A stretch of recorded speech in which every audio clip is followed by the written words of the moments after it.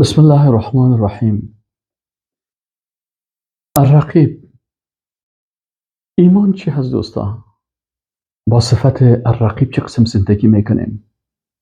رسول الله صلی الله علیه و سلم چه قسم زندگی میکردن؟ صحابه چه قسم زندگی میکردن؟ تابعین و تابع تابعین چه قسم زندگی میکردن؟ و هر مسلمان موحد چه قسم زندگی میکنن؟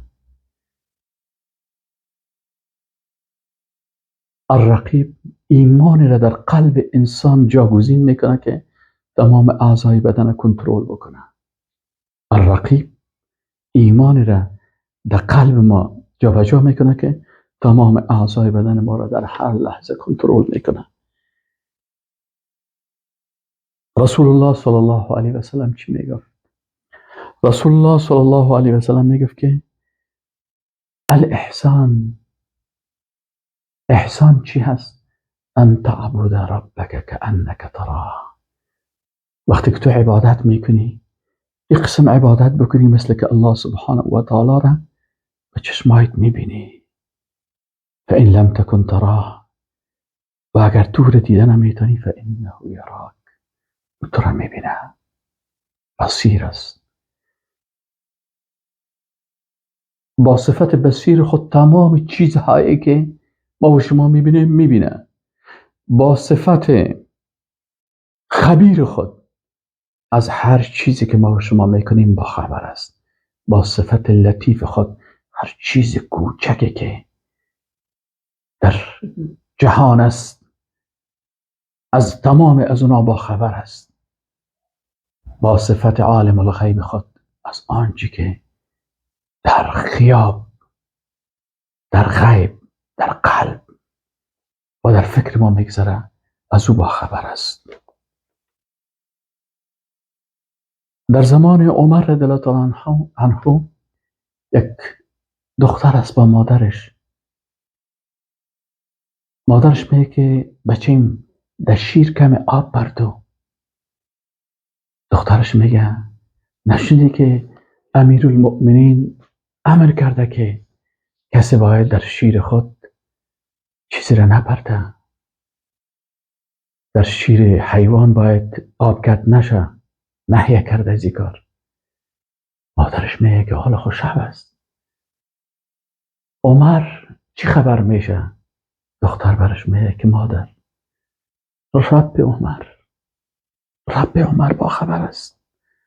اگر عمر نمیبینه، ربش او را میبینه، ربش ما را میبینه، ربش اعمال ما را کنترل میکنه.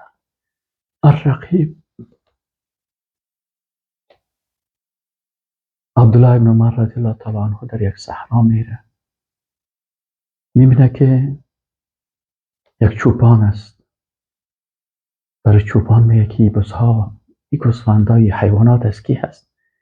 میگه از مالکش است، من چوپان هستم، فقط چوپانی میکنم. برش میگه از بهش امتحان میگیره، آیا صفت الرقیب الله را میشناسه؟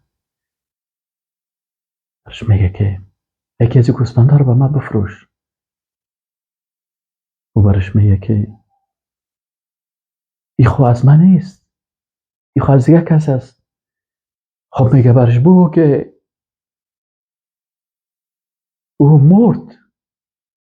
میگه قبول نمیکنه. میگه چی خبر میشه؟ خب برش بگو که مرد دیگه، چی خبر میشه که ما تو رو فروختی؟ میگه اگر او خبر نمیشه، الله خبر میشه. فاین رب الشام. اگر صاحب ازی گوسفند نیست، رب العالمین که رب حقیقی همه مخلوقات است، در کجا است؟ ایمان مسلمان چرا در رمضان بسیار زیاد قوی و پخته و 100% میشه؟ به خاطر اینکه در یک اتاق انسان تنها می باشه، آب از خوردنی هست، نوشابه هست، هر چیز هست، روزدار است، لکن به خاطر که ذات رقیب او را مراقبت میکنه، به این خاطر در تنهایی هم روزدار است. و به شکل ایمان انسان، ایمان مؤمن 100% می باشه. والله اگر نام الرقیب الله را به یاد داشته باشیم، هیچ وقت جرأت به گناه نمی کنیم. ولی مشکلی است که بسیار فراموش میکنیم. ربنا لا تؤاخذنا ان نسینا واخطأنا. یا رب، ما را مؤاخذه نکن وقتی که ما فراموش کردیم یا خطا کردیم.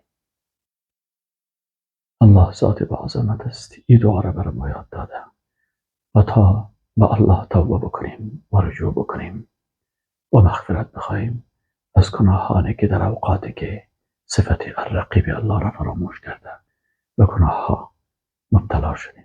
و السلام علیکم و رحمت الله و برکاته.